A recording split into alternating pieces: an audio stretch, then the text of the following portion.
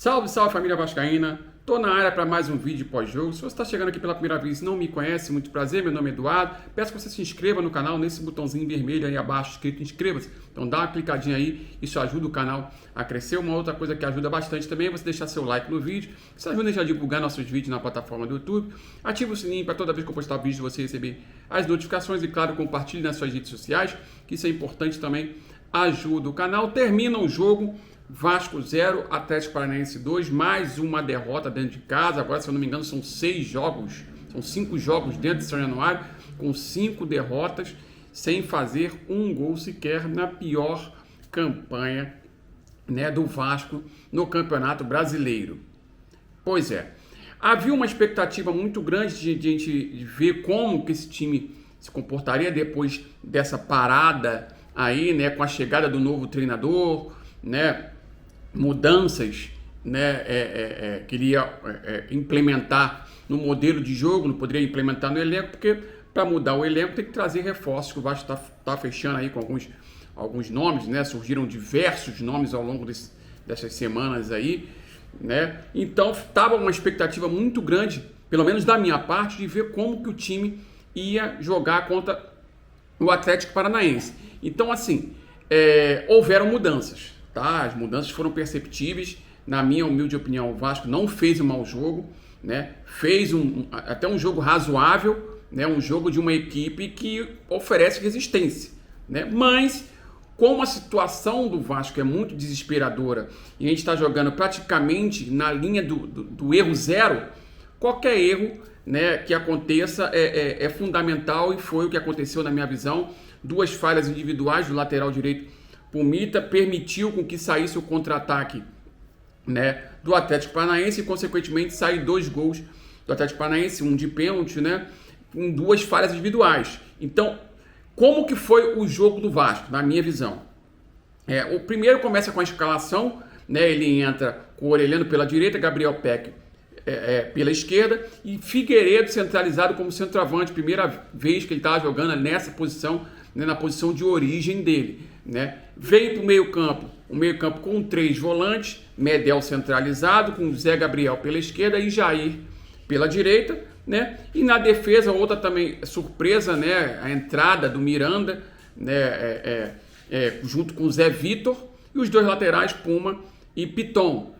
Tinha no banco o Maicon, recém-chegado, que saiu notícias que o treinador não gostou muito, né? Tinha o Robson, o Bambu também, e ele opta por entrar com o Miranda e o Zé Vitor, né? Então, uma mudança que eu percebi nesse elenco, na forma de jogar do Vasco hoje, foi uma priorização da manutenção da posse de bola, coisa que não tinha antes. Em alguns jogos, quando o Vasco entrou com 4 volantes, o Vasco ainda tentou fazer isso em algumas oportunidades, né? Mas no geral o Vasco sempre acelerava o jogo através de bola longa, uma transição ofensiva rápida através de bola longa. Não foi o caso do jogo de hoje. Teve uma postura totalmente diferente. Na minha visão, foi a postura que ficou mais nítido, né? A manutenção da posse de bola, girando bola de um lado para o outro, com os dois, com o meio campo do Vasco se movimentando melhor, mais o Jair do que o Zé Gabriel, né? Quando a bola caía nos laterais,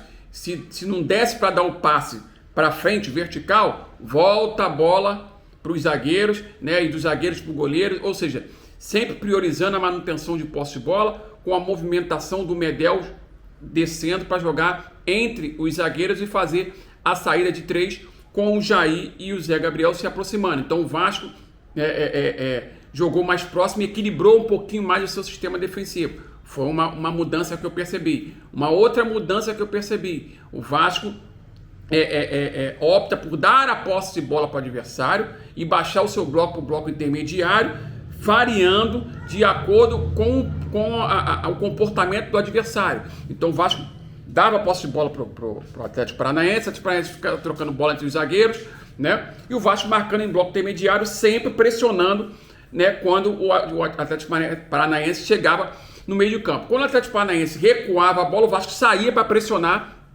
lá fora, para forçar o Atlético Paranaense a dar o chutão. Então isso funcionou em diversas oportunidades. Foi um ponto que ficou bem nítido de mudança também. um outro ponto que ficou nítido de mudança para mim, né? Quando o Vasco era pressionado na sua saída de bola pelo Atlético Paranaense, a bola longa, seja do zagueiro, seja até do próprio goleiro, era sempre em cima do Figueiredo. Então a concentração da bola longa era sempre em cima do Figueiredo e ele ganhou a maioria das bolas. Seja tomando falta, seja dando casquinha para trás, mas o Vasco perdendo a segunda bola, seja ele conseguindo dominar a bola, né? E com isso você quebrando a primeira linha de marcação do Atlético Paranaense e o Vasco conseguindo construir jogadas. Mais pelo lado direito, né, do que pelo lado esquerdo, porque do lado direito a disposição do meio de campo do Vasco era o Medel centralizado com o Jair e o Zé Gabriel um pouco mais à frente, fazendo um triângulo. Só que o Jair sai mais para o jogo, o Zé Gabriel sai menos. Então, pelo lado direito, com o Orelhano, né, o Figueiredo que tinha se movimenta mais, com a ultrapassagem do Pumita e o Jair encostando, fazendo essa troca de posição, o Vasco conseguiu criar mais jogadas pela direita do que pela esquerda, que na maioria das vezes ficava no mínimo em igualdade numérica com o Piton ou o Gabriel Peck, porque o Zé Gabriel não se aproxima, não vem de trás para dar opção de passe, né? Então o Vasco tinha mais dificuldade de criação pelo lado esquerdo do que pelo lado direito. E o Atlético Paranaense, né, fazendo um jogo até um pouco displicente, o Vasco com a sua marcação encaixada, o Atlético Paranaense tentava fazer algumas saídas rápidas, né, através sempre da bola longa do Fernandinho, aí que foi o erro crucial do Vasco, né, deixar o Fernandinho jogar solto, porque toda a construção de jogada do Atlético Paranaense passava no pé dele. Um jogador que dispensa comentários, anos de Europa, 2 Copas do Mundo, 2 ou 3 Copas do Mundo, se eu não me engano. Então, um jogador acima da média. Então, a construção das jogadas do Atlético Paranaense passou sempre pelo pé dele. Então, faltou uma percepção no sentido de pressionar o Fernandinho.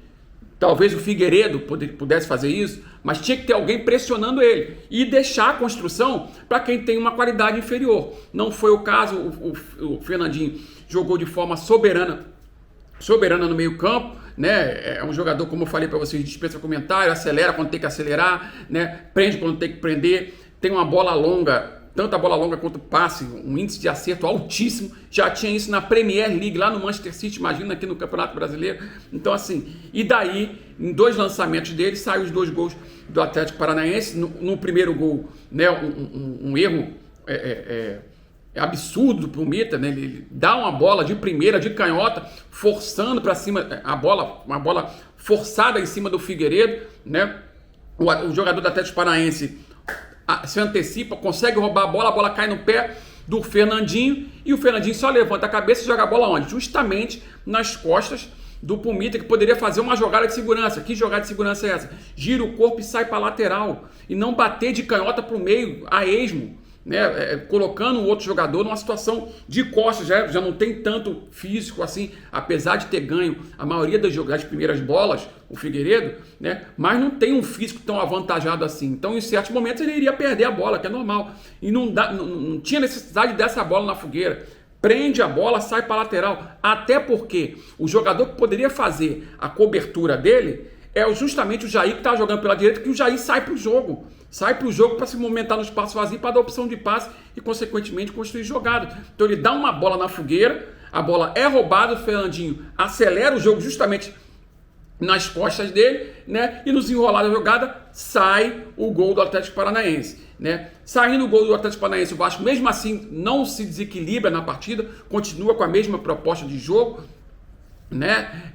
E de novo, né, o Vasco tentando construir uma jogada pela direita, o Pumita cai, tenta dominar a bola, não consegue, cai, o Fernandinho rouba e acelera de novo o jogo nas costas dele, sai o Vitor Roque na cara do Zé Vitor e num balanço de corpo simples, pênalti, 2-0 Atlético Paranaense. Então assim, é claro que a gente fica chateado porque o Vasco precisa de resultado imediato. Se você analisar a performance do time no jogo hoje, a performance foi melhor do que nos outros jogos que o Vasco vinha apresentando, mas ainda é muito pouco, né? A gente vinha falando isso em debate, né, em grupo de WhatsApp, em algumas lives que a gente participou, né, e até aqui no próprio canal mesmo, que poderia ter, só com a mudança do técnico, né, uma mudança na performance diante de ajustes no modelo de jogo. De repente você, no outro técnico, priorizava a transição ofensiva mais rápida. Esse prioriza uma transição ofensiva mais lenta, mantendo a posse de bola, que foi uma coisa mais nítida, que nem eu falei para vocês aqui no início do vídeo. E com isso você pode causar uma variação de rendimento, para o bem ou para o mal. Nesse caso hoje específico, né, para o bem. Então o Vasco fez um jogo, né, alguns jogadores estavam muito mal, por exemplo, apareceram melhor, como por exemplo o próprio Orelhano. Só que é o seguinte, existe uma coisa que é fundamental, é a qualidade técnica. Por exemplo, o Vasco conseguiu finalizar, conseguiu construir jogadas, principalmente pelas laterais, né, em cruzamentos, para o Figueiredo, que perde, né, o gol assim, na cara, né, o cruzamento feio perfeito, e ele foi e perdeu o gol. Aí que tem a diferença, aí quando a gente fala que falta a qualidade técnica, porque se você tem um centroavante melhor, né, se você tem, por exemplo, um Gianmancano, se você tem, por exemplo, esse cara aqui que o Vasco está querendo aí, lá do Talheres, que é artilheiro do Campeonato Argentino, se você tem um cara desse quilate, um cara experiente, um cara com qualidade de finalização melhor, um jogo 0-0, vem um cruzamento daquele do Piton, aquela cabeçada que o Figueiredo perdeu, por exemplo, ele mete a bola lá dentro, 1-0 o Vasco e o jogo muda, né? Então, não basta apenas trocar o treinador.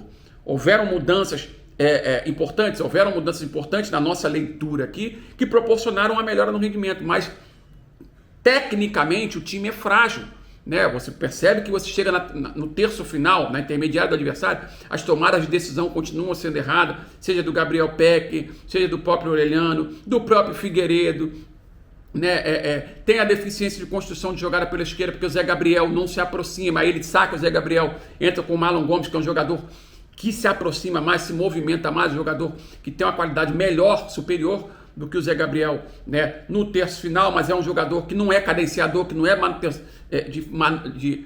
manter a posse de bola, um jogador mais agudo, de carregar a bola, né? Isso aí são deficiências que tem no elenco que precisam ser sanadas, né, nessa janela de transferência, que faltam uma semana para fechar. Mas no geral, o Vasco não fez um bom jogo, mas infelizmente a gente precisa de resultado. Não adianta a gente melhorar a performance. A melhora de performance ela tem que vir com resultados. O Vasco precisa de resultados.